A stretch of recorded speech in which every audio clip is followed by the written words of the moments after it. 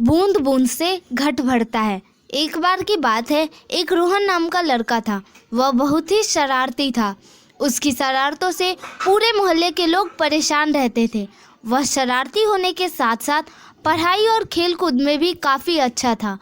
उसकी शरारत के कारण पूरे मोहल्ले के लोग उसके पिता के पास उसकी शिकायत लेकर जाते थे।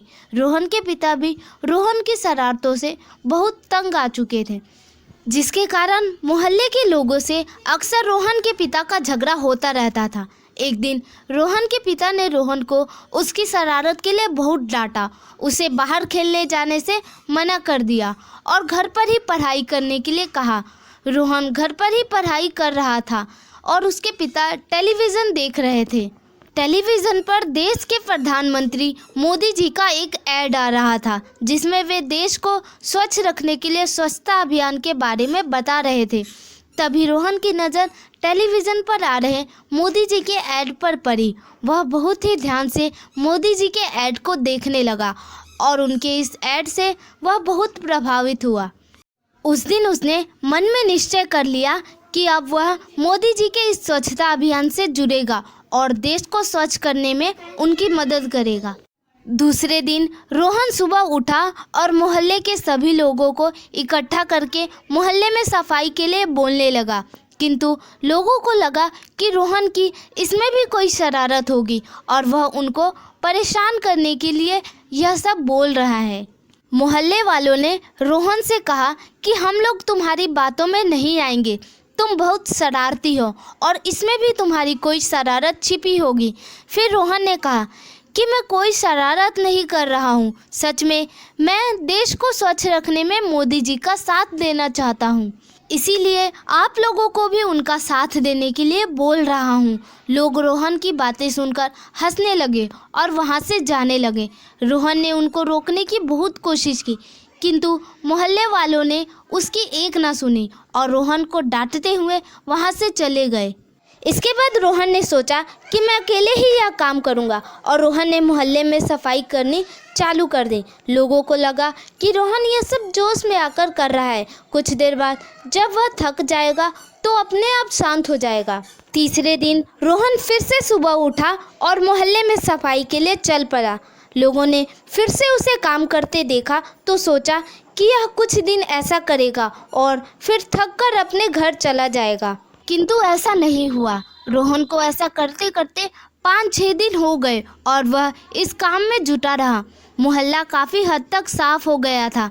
लोगों को रोहन को इस तरह काम करते और मोहल्ले में सफाई देखकर लगने लगा कि वह सही कह रहा था, किंतु तब भी लोगों ने उसका साथ नहीं दिया। फिर अगले दिन वह सुबह उठा और रोज़ की तरह ही सफाई के काम पर चल पड़ा।